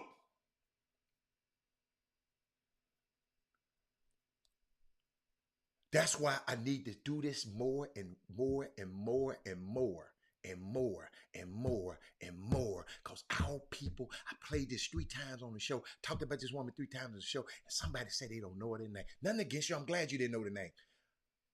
Nicole Hannah-Jones. A bad mother, shut your mouth.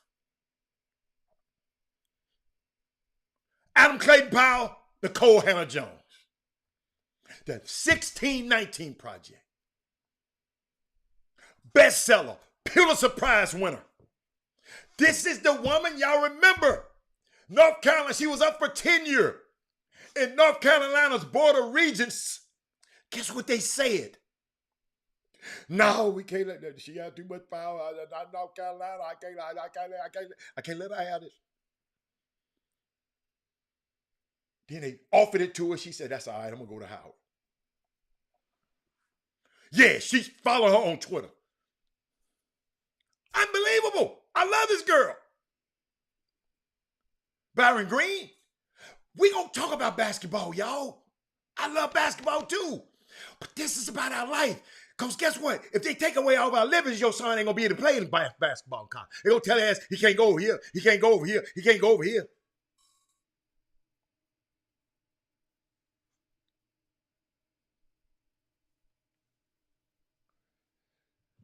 Man, some of y'all, I'm not going to. Dude, the 1619 Project, y'all, got Trump and all of these folks on a run. That little black, protect that woman right there. She's a national treasure. Protect that woman.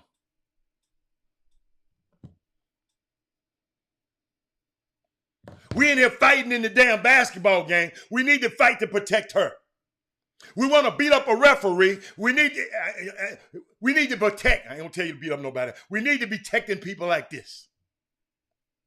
You want to cuss somebody out because they ain't said nothing good about your son. They didn't write nothing about your son. But this, I ain't through. And that's the reality of this, guys. You can't found something if all the people who played a key role, I'm talking about them founding fathers, all the people who played a key role are most of the people who played a key role in the establishment of your thing. Whether this be a project, whether this be a country, whether this be a program. If the main people who help you found that thing or starting that thing are all enslaving black people, Elie Mystal, remember that name, Elie, E-L-E, Mystal, M-Y-S-T-A-L. He wrote a book saying the Constitution is trash. Because the people that did it didn't have everybody in mind because they wasn't thinking about us.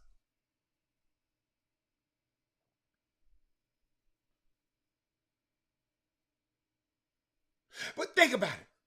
If the main people who help you found a thing or start this thing are all enslaving black people, and they all agree that enslaving black people is something that should be able to do because they convinced themselves that they had the right because they're white. These are the people that created the founding and had racist ideas, and they own the black people. But all of these documents, we the people, but they weren't talking about us. They made sure that the laws that they were fighting for and the society that they were building would be hospitable to them enslaving black people.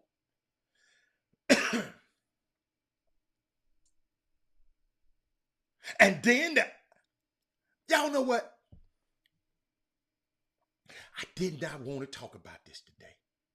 And something told me, Robert, you got to talk about it. I didn't know y'all wasn't listening to me talking about this woman for three Women Rock Wednesdays. This is why Women Rock Wednesday probably need to be the most looked at and most watched show every week, because I give stuff like this. And then they allied with other white people, even if they didn't own slaves, who were willing to work with other white people who did. How do you credibly say this nation is not racist? Like you literally stole the land from indigenous people because you decided, because they were different from you, that they should not have this land that they have occupied for a millennium. You literally decided, because you wanted to have free labor, that you would traffic millions of people across the Atlantic freaking ocean and enslave them not for just a couple of years, but for life. How do you credibly say that the country isn't racist when that's how it got its start? It got its start. The challenge, y'all, is that we're dealing not with people that want to deal with reality. We're dealing with people who have been conditioned to believe that the lies that they have been told and told themselves are sufficient. You got people coming out of Trump rallies saying, you got a pastor praying at a Trump rally, talking about, please overturn this election. Just a few weeks ago, talking about, we got this illegitimate president in the White House. He stole the election. They still saying it. Preachers preaching. The lie that they tell themselves are enough. Chris Wallace, y'all, really had a conniption when he debates this beautiful, intelligent woman about the greatest generation. A generation of young people who were fighting in the World War. And it was disbelief that the greatest generation was, y'all got to read that book, Tom Brokaw, The Greatest Generation. It was the greatest generation of white people ushering in democracy. That's what they said. It's lies, all lies. The facts, to know the fact that Nikole Hannah-Jones was spitting to him, but his inability to actually receive the truth of what she was saying. The decades of hiding from the truth. Listen to me. Chris Wallace is not a stupid man.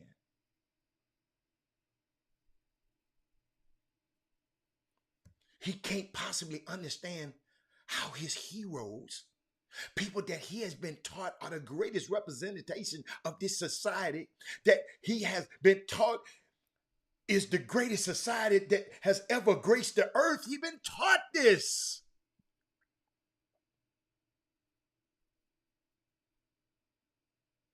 He can't now understand how multiple things can exist at the same time.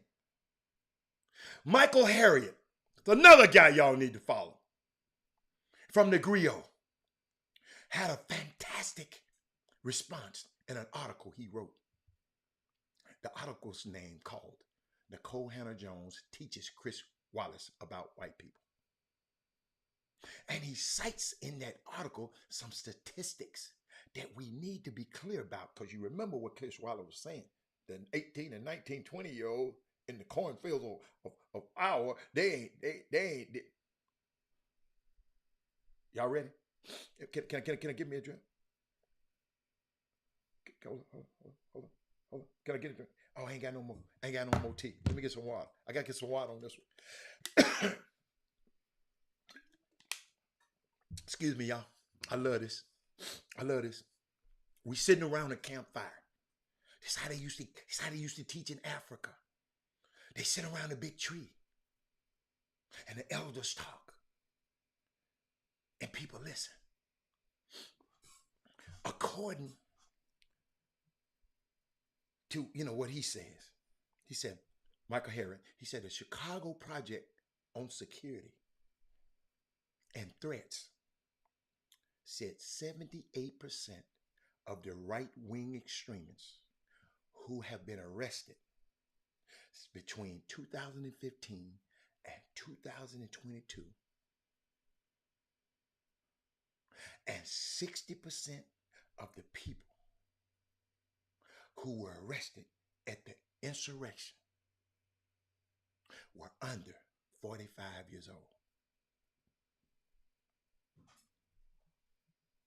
George Stauber, when he drowned Eugene Williams and sparked the Chicago race massacre during the Red Summer of 1919, was 24 years old, Michael Harriot tell us. James Earl Ray, because, he said he's just, the 20 and 30 year olds and 20 and 30 year olds, they the greatest generation. James Earl Ray was 39 years old when he assassinated Martin Luther King. Two of the four men who bombed the Baptist church in 1963, and them beautiful little young black girls in that damn church, was under the age of 40. The Alabama teenagers shot and killed a 13-year-old Virgil Ware minutes later. Kyle Rittenhouse was 19 when he took a gun to protest Kenosha, Wisconsin. Michael Harriot goes on the way to reason why they call themselves the Proud Boys and the Boogaloo Boys is that the old white people have stuff to do and people to oppress. Lindsey Graham, what's the other one name? You know the other one name. Lindsey Graham and Moscow Mitch McConnell. Racism, y'all. The perpetuation. This Michael Harriot. He said racism, the perpetuation of white supremacy, and the continued protection of it as a structure in this society is an intergenerational white American project. There are some things that in every generation there is a benefit. There is a framing that has allowed this to exist and is perpetuated by white parents and elders to their children. We know white babies are not born racist, but they are taught that through values that the parents instill in them. This Michael Harriot, still talking. Through the way that their parents, even the ones that are against racism, continue to participate in a society without questioning it most certainly is. These are the challenges that we have, y'all. Boy, I'm gonna end the show on this one. These are the challenges that we have to confront when it comes to being honest about this history. Chris Wallace is an otherwise intelligent man. He had a cognitive conniption because he could not handle the truth. What we're going to do to make sure this truth is told, regardless of how the folks that benefit from these lies, and regardless how they feel about it. Some was telling me not to share that with y'all today, but I had to. I had to. I'm going to tell you why I had to. And we can resume sports tomorrow. This guy named Jared Hope wrote an article a few weeks back called the American First Political Action Conference is courting Republicans toward extremism. Ladies and gentlemen, I've been watching how American leaders are now becoming more open about their willingness to engage in explicit white supremacy behavior.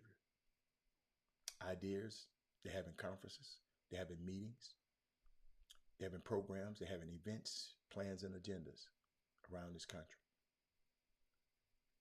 This is something that we are seeing a lot more of. Whereas in the past, you were supposed to keep your racism quiet and at home and not open and out in the public sphere where everyone can see it. We're now dealing with a Republican Party which many of its members are perfectly willing to engage in white supremacist behavior and white supremacist gatherings. They used to wouldn't go to these gatherings. Now they do. They're perfectly willing to be seen affiliated with these organizations and groups that in the past they would not.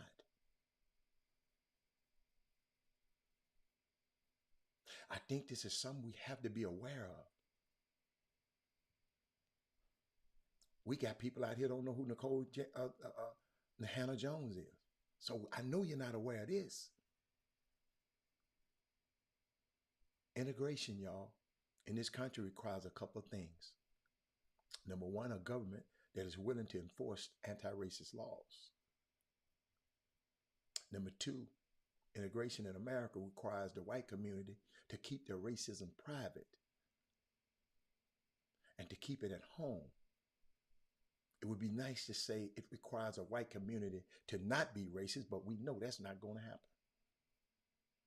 But we typically have been able to count on the fact that the white community members in this era and post-integration era would be willing to at least be discreet with their racism.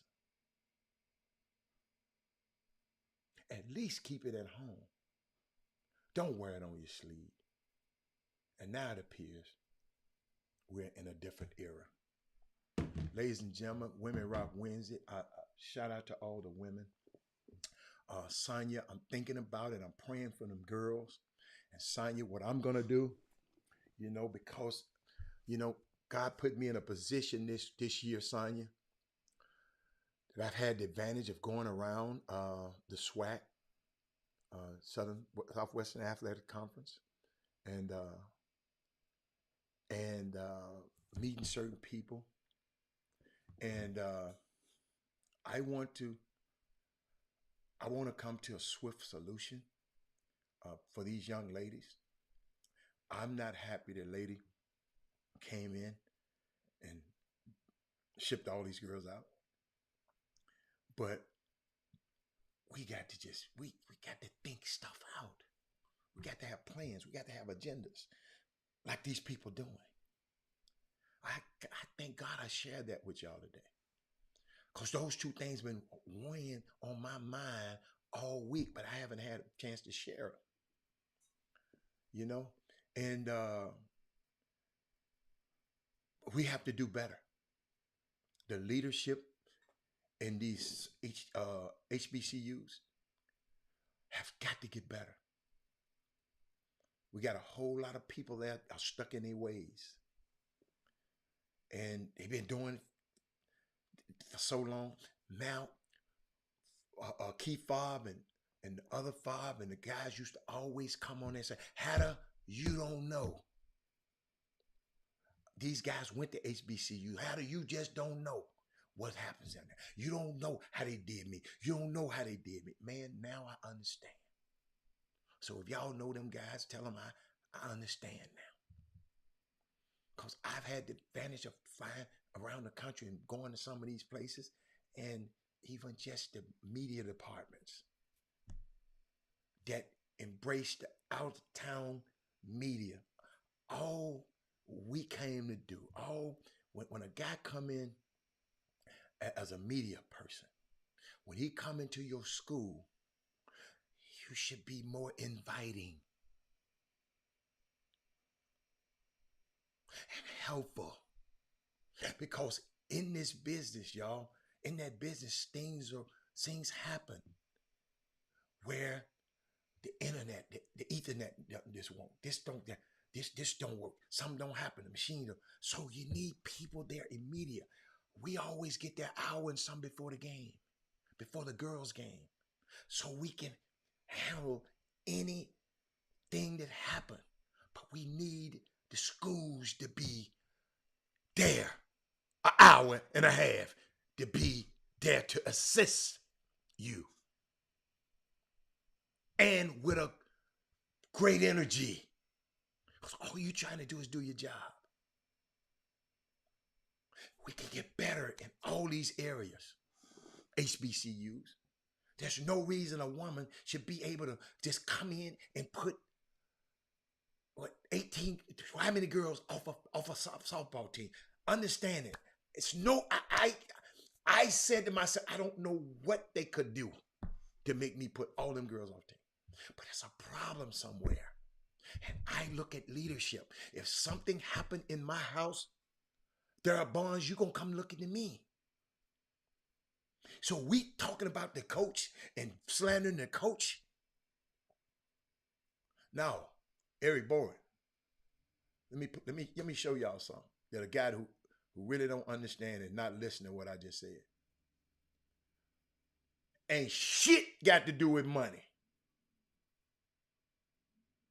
It's got to be with effort and energy to help when the outside people come in, get your lazy ass up and make sure their stuff is right.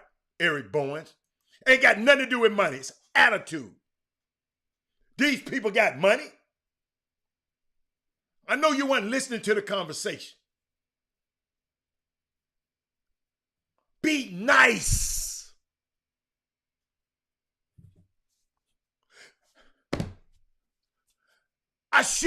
You shouldn't look like I'm bothering you. Well, the volleyball coach. It shouldn't be like I'm bothering you because I'm trying to make sure I got a connection back to my radio station back in Houston. When you come to TSU, they got people around there, Eddie and Sheila and all of them, they making sure that the guys visiting are set up. I'm watching them. I'm sitting back watching.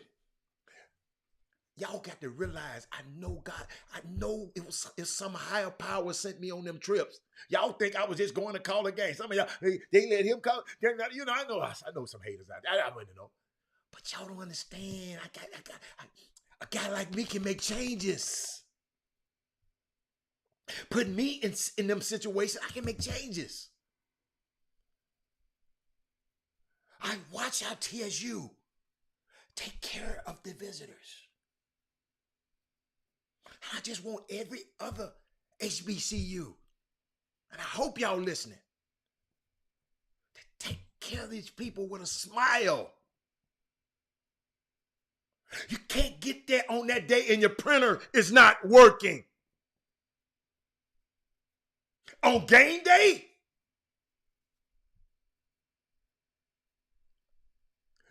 we calling a game that's in perpetual motion. So every time out, we need to be current. We're not statisticians, we're calling the game. So we want to know what then happened so we can relay it to our fans that's listening.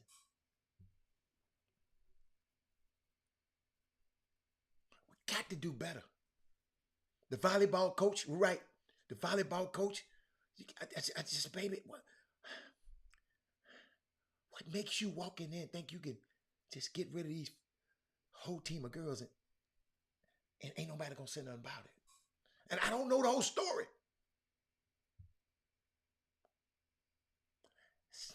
it shouldn't happen. But I understand. Them guys, some people get on there complaining, man, HBCU, man, how do you don't know, man, I done been there, you ain't never been there. You're absolutely right. You're right. But guess what? I've been all the way around this country. I even had a chance to go to Birmingham to the SWAC tournament. I ain't never been before in my life. Now that tournament was run beautifully. So why don't all HBCUs take a note from the SWAC tournament and run your home like that? Ain't nothing at that SWAC tournament that we thought about needing and wanted that we didn't have. Nothing. And I sit back and say, y'all really put me in this position for a reason. Because I know I could call the commissioner. I could call Kevin Granger and share with him what I saw that we got to get better at. And that's all, man. It's just, when you know better, you do better. But some people just so stuck in their ways. And some of y'all are stuck in y'all ways. So don't be sitting up here, oh no, some of y'all stuck in y'all ways.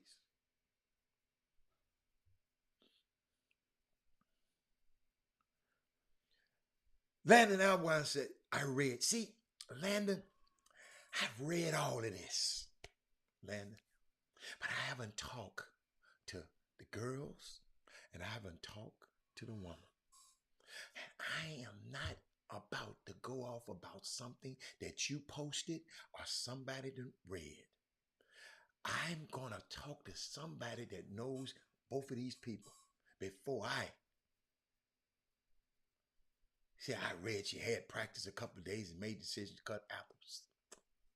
So, and I know, ain't you got an and on that one? But Dad, that's all I'm trying to do. Dad, I didn't know it, Dad. Dad, I remember them dudes used to get on me, Dad. Right? How do you just don't know, man? Forget them HBCU. There ain't nothing. You always talk. Y'all think about this. I was talking about us, all our players coming to HBCU 6 years ago on this show. And then guess what happened? They needed somebody to help call basketball games, so the people called me.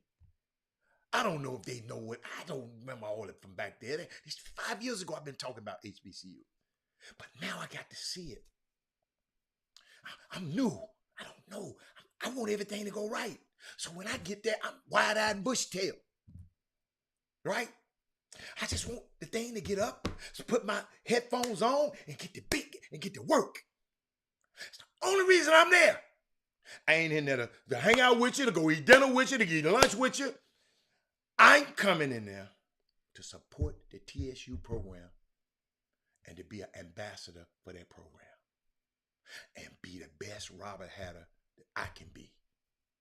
So if somebody say all they gonna say about your guys were professional when they walked in your building. Your guys did things with excellence when they walked in your building. That's how we were conducting ourselves. So I expect that out of them. I mean, do y'all understand and follow what I'm saying? I was the AD. I know it's one person would have got fired. And I'm trying to find somebody who know her so I can let her know about it. I'd have fired her ass that day. We couldn't get our show up. Guess what? Where's the IT guy? I don't know where he at.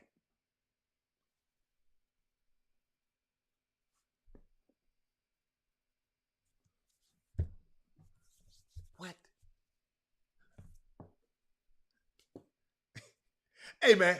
Hey, man. Listen, y'all. We just got to do better, man. All of us. All of us. All of us. Me, you, all of us. I love it, though. I'm telling you, I love getting better. Everybody be laughing. So I keep. Y'all got to remember when I first learned how to play golf. Don't forget them games tonight. Those NBA basketball playing games tonight. When I first learned how to play golf, that is movie. I did it unconventionally. That is movie. I went to a men's retreat with my church, right? So, everybody, most people, I'm out there playing ball, I'm out there balling, young dude then, right? So, one still think I can ball. So, I saw some guys not balling. They was over there hitting some golf ball. So, I just said, okay, walked over there. So, let me try one. Wow. I said, I like this. Wow. I said, I like this. I wasn't hitting them good. I was hitting. I don't know what the hell I was doing because my hands was blistered all up. I hurt because I wasn't holding the club right. I didn't know what the hell I was doing. All I had is, calluses on my, on my hands. So, guess what I did? I went. My office was downtown, and I went to the downtown library, and I checked out a book on golf. Read that one. Checked out another one. Read that one. Checked out two. Read them. Every book on the shelf about golf, I read about it. Every book in that downtown library right down there. So when I got back out on the golf course, I went to the pawn shop, bought me some golf clubs. They were some Wilson golf clubs. I'll never forget it. Never forget it. I bought them golf clubs, but I knew how to put my hand on the grip properly. So what? My hands won't get calloused again. I know how to stance, my posture, because I've read 100 different variations of stance and posture. I know the game had originated over in England, and it was originated to bet on the game. Tom Barden, my grip was Tom Barden grip. An Englishman who gripped it the way I like to be gripped. They got an interlocking grip that Tiger used, and I didn't want to use that one. I wanted to use the Tom. I'm just taking y'all to how I just tried to do something with excellence. The first time I went out with those guys that taught me how to play that day, I beat every last one of them